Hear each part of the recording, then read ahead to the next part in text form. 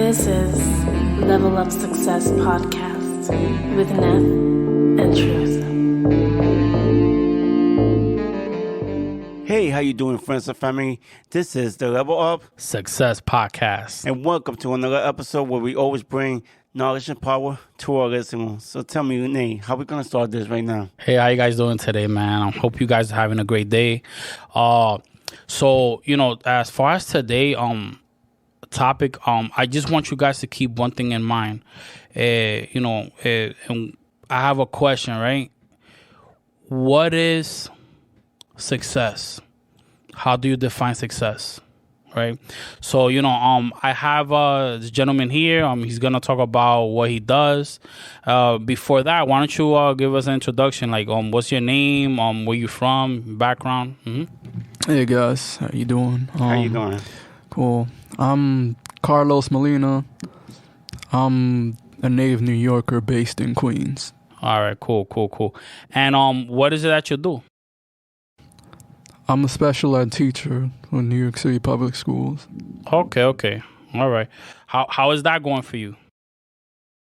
It has its ups and downs. It's stressful. It's good, but it's rewarding. Okay.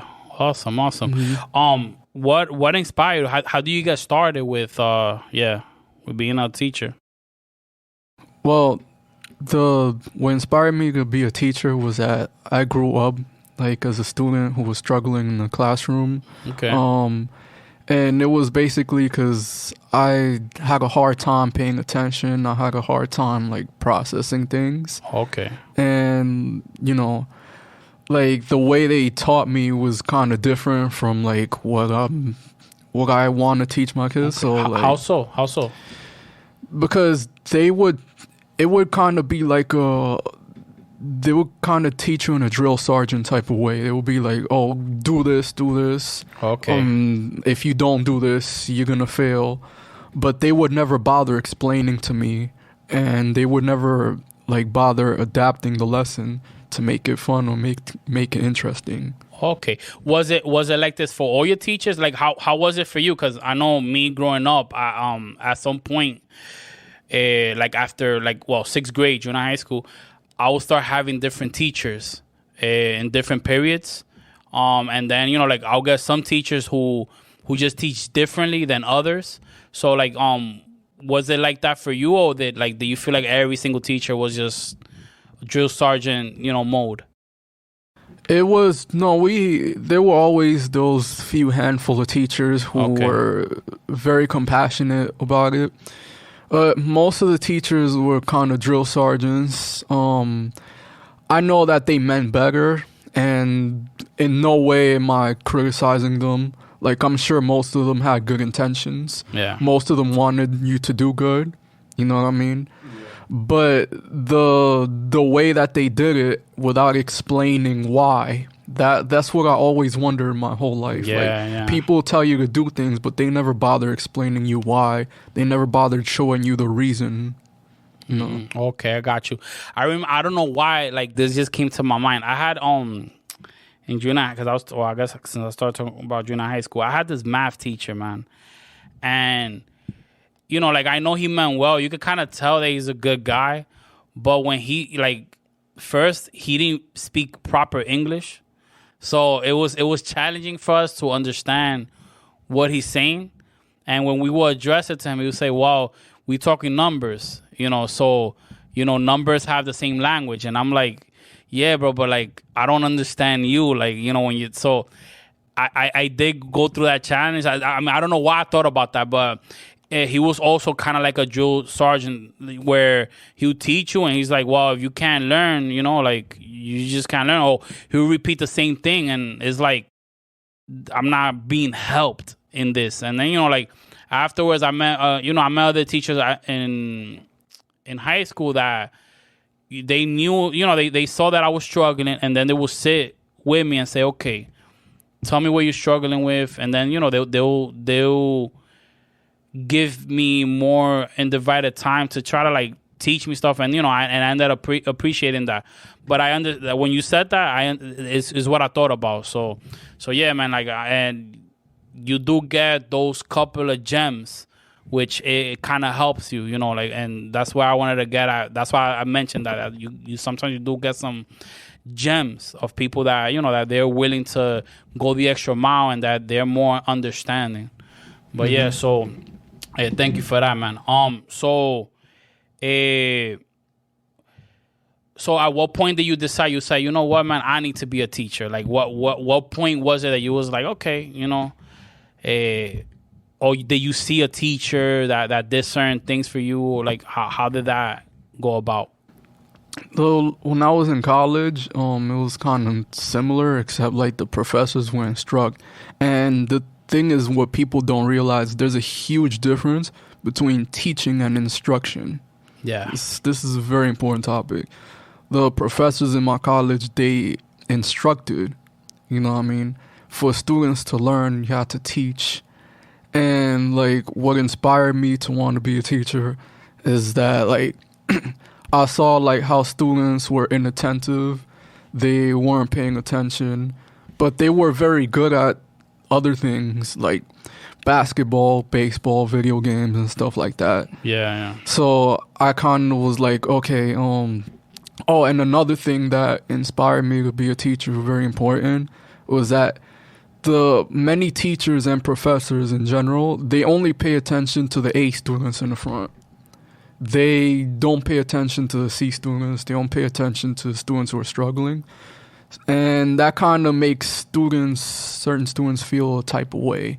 So like me growing up being that underdog, if you want to call it, that student who was like struggling, I wanted to put everyone like in the spotlight. I didn't want there to be such a thing as, oh, anyone is better than anyone. I don't believe in anyone being better than anyone or anyone being worse than anyone. Yeah. I believe that everyone is beautiful in their own unique type of way. So that kind of inspired me to go into a special education field and find the best of every student. That's awesome, man. That's awesome. Like you went from being the guy, the stereotypical, like, oh, this guy is not teaching, so he probably ain't gonna make it, to now you're in the front lines as far as the teachers, and you're now teaching the like special students, which they're it doesn't mean that they're not intelligent. It just means that they're going through through certain life aspects that it just makes them different. So like I that part I do understand, and I actually could relate to that. So you want to add anything in? No. Okay, I might as well. Yeah, I was gonna ask you that before. Like you were saying that with certain teacher, they just pay attention at the A grade student.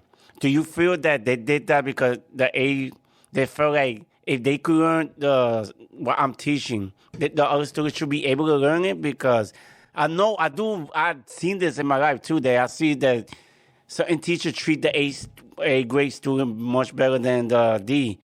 And do you feel like that the teacher think that the D student are not listening? Is there for something, or was that a motivation for becoming a teacher? Well, yes, part of it is apex fallacy. Like you believe that because the greatest small percentage of people can do it, everyone can do it, and that's not true. So a lot of people fall into that, not just teachers, but people in general. They fall into that. And it's a force of habit, so, But the second thing is unfortunate, like, they have to pay attention to A students because those are the ones who are going to keep their job. If they waste too much time on, like, other students, they're not going to, like, have time on it. And then at the end of the day, unfortunately, is numbers. But the goal is you have to find a way to work around all of the students. Because the way I think of it is like, as far as a teacher, it's easier to teach, to want to work with the A student, because it's like they're in understanding of what you're doing. So it's like, if this A student can understand it, why are you struggling? Yeah. So it's like, it's kind of like it makes their job easier. They're not putting themselves in a position of challenge. Oh, this person is struggling, I'm going to challenge myself to have this person learn. But also it's part of the system, like he was saying. Why do we say like he said, the teacher focus on the A student? Because a teacher also have a goal. They're supposed to have a certain average grade per. I'm guessing, but they're supposed to have like an average grade per class, right? So if you know that certain students gonna do well, and you want to keep your grade high, I think that's one of the reasons, and I think it's part with the system too. Like the system will focus more on the grade than making sure that every single student got their own particular way of teaching. I guess, am I saying it right? Because if you're a teacher that's trusting you that your class is supposed to be this grade, you're not going to focus too much on the other story, and that's messed up too. So, I mean, if you want to add something to that, you can let me know. Yeah, can I add something? All right. And a huge part of the reason is because the quote-unquote C students, and it's not even necessarily C students, but students who are not used to, like, the teacher style. Yeah. They don't see a reason for trying. There's not enough motivation except, like, being forced to do something, but... Why? Because they see it as a chore. You know what I mean? There's little reason. Yeah. And then when you go online or like you go on like, you know, the world around you, you see like so many like college dropouts doing better than like people who have a master's degree. Yeah, and we're seeing that now. Yeah. I mean, thanks to social media and the internet. Because back then, all you was scared. Oh, you ain't gonna make it. Yeah. You know, like what you gonna do? You're gonna be the janitor in the school, and you know janitors don't even they make money here. So it's like, you know, so that was like a misconception that they put out in the first place. You know, I mean, there's certain janitors that could make a certain amount of salary. You know, so yeah. Yeah, like I was saying, like, but like what they don't realize is that. Even to be like a YouTuber or a streamer or some dude who, you know, made it in life, you still need the fundamental education. Yeah. You still need the skills to make it. Like, you can't just go out into the world without making it or anything. Because, like, the biggest example, look at what happens to most athletes, especially NFL players. Like, 10 years after they retire, they're broke. Because they didn't get the education. They just... follow this. They had a lot of talent. Yeah. But they didn't listen to other people and they told them you need to be educated on this and that. Yeah.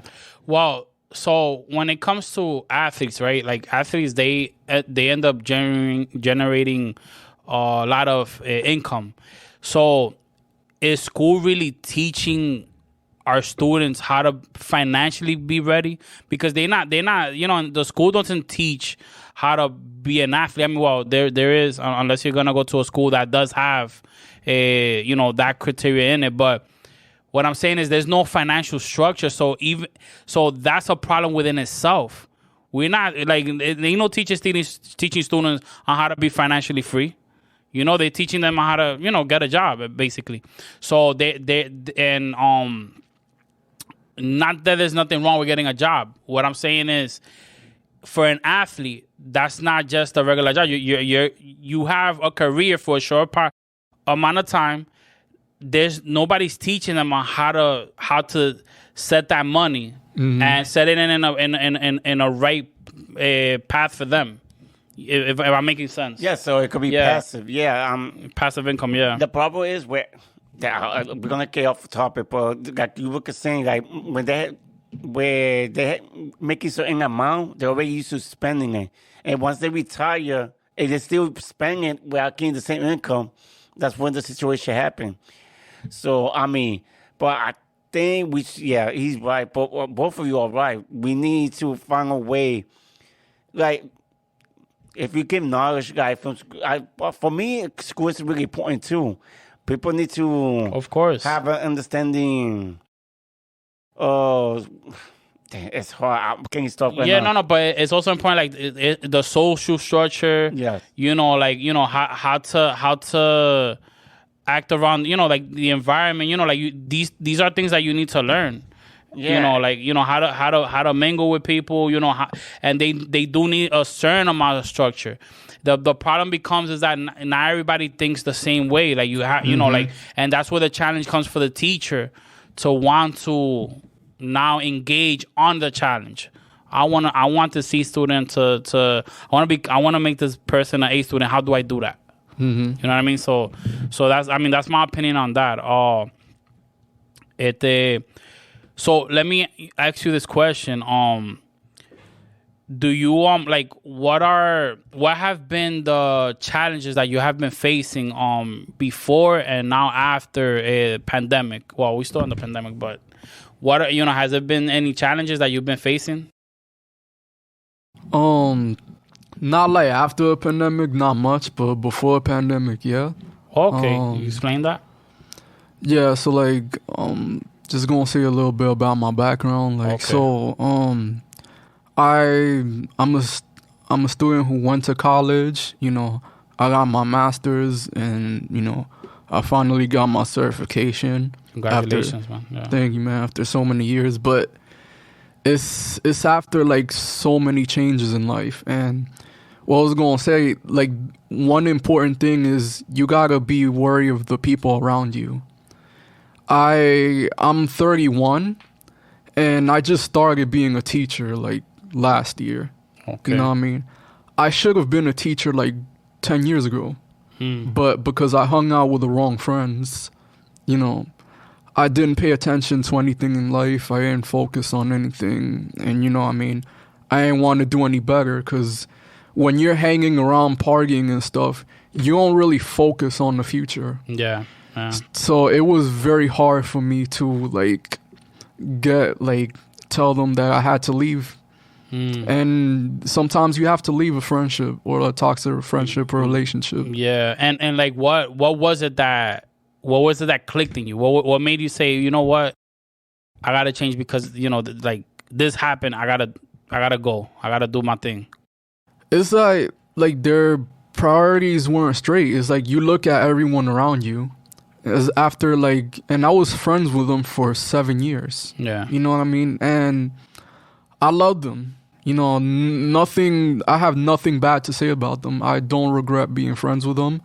They were the best friends I've ever had, but I had to get rid of them. You know what I mean? Sometimes people think with emotions, and life is about thinking logically.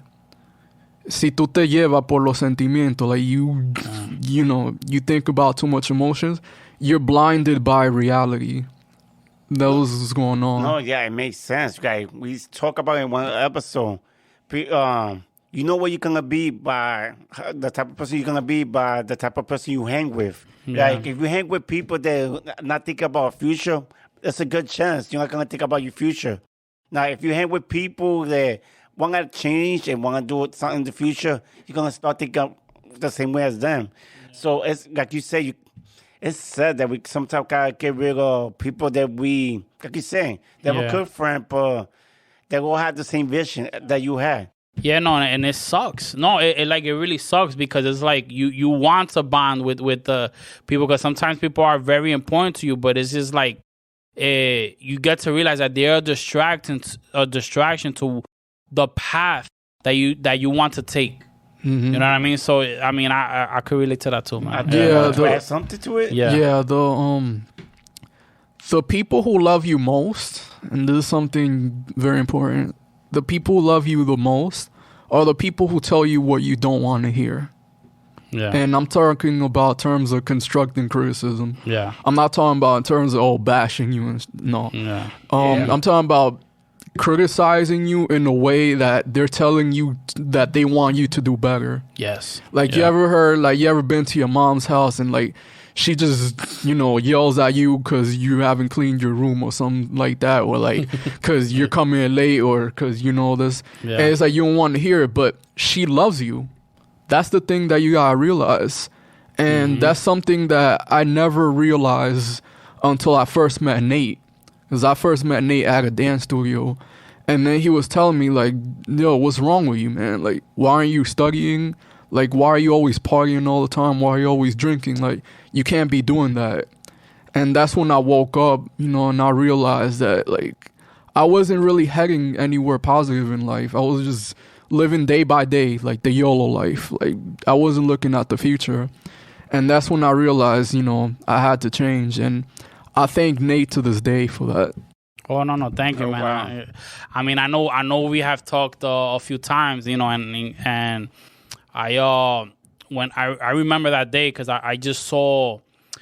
I kind of saw me and you at the time that you were there because I was hanging out with the wrong crowd as well, and I'm like, man, I need to make a decision, and you know, I made a decision, and that's why, you know, I started, you know, doing the you know, the business, trying to get around like-minded people, because a lot of people, like, I don't know, like a lot of times I see online, you know, like people talking about how, I made a decision, you know, like I did this and I strived.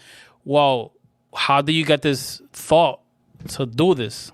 It's because someone around you, right? Maybe somebody that was close to you, maybe started getting a little further away, is doing something that you thinking like, yo, I want this for myself as well.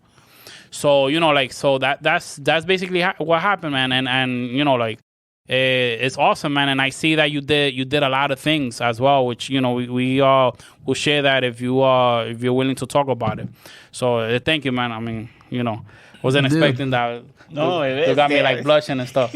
No, I mean, you might as well get the flower while you're here. So, roses, how you say it? Huh? Might as well get your flower when you're here, roses, something Oh, like that. yeah, roses. Yeah. So, no, thank you. Yeah, man. Yeah, man, like when I was living in Coney Island, you know, a neighborhood that's not that good, you know, because people think of the amusement park. No, there's, when you go down Mermaid, you know, the West 20s, the West 30s, O'Dwyer Project, Surfside Gardens, that's not that good. I've been living there like my whole life, you know what I mean? And it wasn't a very good environment to be in. Okay. So like, there were times that I would just come home drunk, you know, like, and I would drink almost every day. And it wasn't like the casual drinking. I would just drink almost every day. I would just smoke almost every day. I almost got arrested for smoking. You know what I mean? There were days where, like, my parents had to pick me up because I was laying in the street drunk. Like, it was very bad. You know what I mean? And now I'm 2 years sober, no alcohol, 2 years. Oh, wow, congratulations. Yeah, that's awesome, bro. I remember you told me when you were 6 months in. I'm like, yo, I congratulate you. I'm like, yeah, man, let's be consistent with that. Yeah.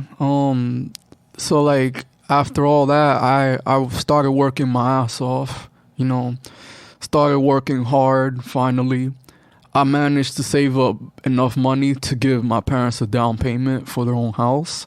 Awesome. Oh, wow, that's great. Yeah, awesome. So now they're comfortable living in New Jersey, finally. Te amo, mami, mi papi. All right. Say their name, Shout out to the parents, all right? Yeah. So I live in Glendale, Queens, a decent neighborhood. You know, all that. And here's my inspiration, that anything is possible. You just gotta have the mindset. So, as far as, I mean, now you're teaching your students. You have a year doing so. My question to you right now would be, if I know that, you know, like, let me ask you this: what are you doing differently now to teach your students? Like what structure have you devised, if you don't mind sharing? Yeah. So like, instead of the normal seating arrangement where there's like people in front, people in the back, I have it like a U formation, like a kind of auditorium formation. Okay. Because I don't believe in people being in the front, people being in the back. I believe in everyone being equal. Like, this ain't no like socialist, communist, it ain't none of that. Yeah. That's not what I'm trying to promote. I'm trying to promote that everyone should start equal. Everyone should have equity and should be like talented in their own ways. And one thing I do is make them do group work. So I have them do projects where, like, for example, if you want to do like 2 + 2 = 4, something like that, you know, I have them do blocks, have them build Legos and stuff like that, have them learn, have them be active in the process. Each time I also make, like, let's say I have a student struggling, because this is very important. Yeah. I give them a leadership role. And then you're asking, like, why are you giving the lowest student a leadership role? Because I want him to feel important. Like, you ever been in a job and, like, you all of a sudden got promoted and you all of a sudden feel important, like you want to prove yourself? Yeah. That's how I want to make my students feel. So, wow. Yeah. That's pretty awesome. Awesome. And if you think about it, the C students, they end up being the boss. Like, because they're the ones being the boss for the A student. Yeah, but that's dope because in another way, you also teach them how to be social with each other. Like you saying, the old way, or like from the back, people not being social and working in group. They could be social, and that's part of life too. Yeah. Now that I see it, yeah, because you gotta be able to talk be social in the right way. I gotta be careful I say though. Okay, that's all. So, what about the what roles do you have for the A students? You know, like, because you know we trying to make everybody equal. So, what roles will you have for the A students? I make them feel equally important. You know what I mean? If it depends if they're ahead or behind. If they're ahead, you know, I give them either more advanced material or I tell them, you know, teach the other students or like help us out. Okay. You know what I mean? To create like a system where you're helping people. Yeah. That's pretty dope, man. And how is that going? Like, are you getting a higher rate of students passing, or like how is that? Like, is that still a challenge? It's the like I'm gonna be straight up honest. Yeah.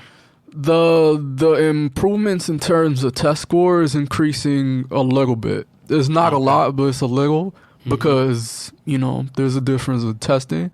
But I have seen students way more engaged than before. Okay. And I believe that's the important part in my opinion, for the students to be engaged, for the students to be aware that there's more to life than just standardized testing.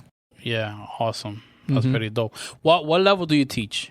4th and 5th grade. 4th and 5th grade. Okay, awesome. That's pretty dope, man. So so I know that students are learning from you, right? Do you learn from your students? Yeah, absolutely, all the time. My first year I cringed thinking about my first year. Yeah. my first year was the teacher that I don't want to be and the teacher that I will never be again. Like my first teacher, I was that charter school drill sergeant. Like I was barking at students. You know, I was, yelling at students for everything. I was giving them punishments for everything. I mean, my classroom management was S tier, but, the students, they didn't feel engaged. They didn't feel, like, confident about themselves. You know what I mean? And it's not that I didn't have any bad intentions, just like the teachers that taught me. I had no bad intentions. I wanted them to do better, but it was the way that I taught them, that I barked at them, that it wasn't right. Yeah. It's crazy because you see how this is not the teacher you wanted to become, but you became that. Why? Because you got programmed to think this way. This is how you taught, like you got taught on this is the way of teaching. Yes. And then like sometimes it takes that time for you to do this work to be like, wait, hold up, man. I don't like this. You know what I mean? Like I gotta rearrange myself. So, so basically, you did this. You became what you didn't like, and then you was just like, all right, time to readjust. And that's when I guess you came with the formula of doing the U structure, right? So. Yeah, and it's crazy. I mean, and this is where we gotta learn. Like, we are a habit of our environment, and this is the point of all of it. We have to like break out of it and understand, like what it is that you really want. I mean, it's much harder, but the reward is much bigger, right? It's much higher. So, man, this is great, man. This is awesome. Do you have any like mentors, anybody that you follow, throughout the journey? I Honestly, not anyone like remote, like in person. Like I have you. That's one of them. Thanks, man. Like, This guy, man. my This guy making me parents. blush every time, man. parents, I listen to like a bunch of YouTubers. Like, you know, on my time off when I'm like biking and stuff. Okay. Yeah. Well, the type of YouTuber, like inspirational stuff or just thing about teaching? No, like about life in general, because you could always learn things. Yeah. You know what I mean? Yeah. Awesome. So all right. So I mean, you're now a teacher. You got yourself, your parents into, you got a real estate with your parents. Yeah. Is there any other plans that you have? Yeah, like eventually when I get this straight, like, you know, I get these things straightened out, you know, and I get like my back up on my feet more. Like I plan on opening a tutoring business, you know, for students. Oh, wow. That's pretty awesome, man. Because I want to teach them in ways that, you know, the classroom like restricts you from. That's dope, man. That's inspiring right there. Yeah. Yeah, because, you know, like right now you're doing this career which you enjoy, right? It's a 9-to-5 job that you enjoy. But now you're looking into a tutoring business, which is gonna be your business that you're gonna eventually own. And it's to teach these students. So that's pretty awesome, man. I love it, bro. Yeah. And you know, I do appreciate your time, bro. And I don't know, you want to add something else? No, I'm glad that you're doing it because, like he said, one of the reasons that he's want to do his own tour business because there's restriction. A lot of people don't realize when you teach, you gotta do certain amount of things. Like if you do your own touring, you got more power to do more with the student, right? So, and I know that you want to help because your experience as a kid. So this is incredible. Yeah, no, pretty dope. So, you know, you can write it up. Okay, so before we end it, do you have like an advice that you like to give to our listener? Yeah, so like this is something I was telling Nate that we were talking to a while ago. The goal should be finding happiness. You know what I mean? Not always all of the time in like what you're working in. Are you going to be happy? Are you going to succeed? So in general, like what I tell people is to spend any free time that you have looking for things that you know you're good at, you know, things that you can do, like things you're talented in, things that you're going to like. That's why employers ask for experience. It's not because I want someone who knows what he's doing. It's not even just that. They want someone who tripped over his own foot, you know, at some point and can handle that situation. Yeah. And knows what to do in that situation. You know what I mean?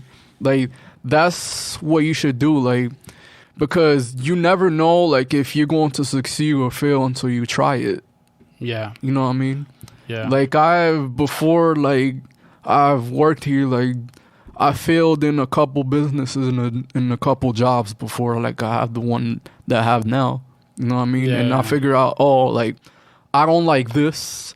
You know, I don't like that. Like, I don't like it when, you know, people are breathing down my neck every minute or for example, I don't like working year round or something like that. It could be anything in general. You know what I mean? Find out what works best for you and find out, like, what you do best in. And then, you know, see, okay, I'm going to do this, I'm going to go that, and then go on from there. Okay. Wow, that's perfect, yeah. And a great knowledge and power that you give to our listener. So before we end, I just want to tell you, if you like what we're doing, you can follow us at levelupsuccesspodcast.podbean.com. If not, you could listen to us in any app like iHeartRadio, Spotify, Apple Podcasts, Google Podcasts, hopefully in the future Pandora app.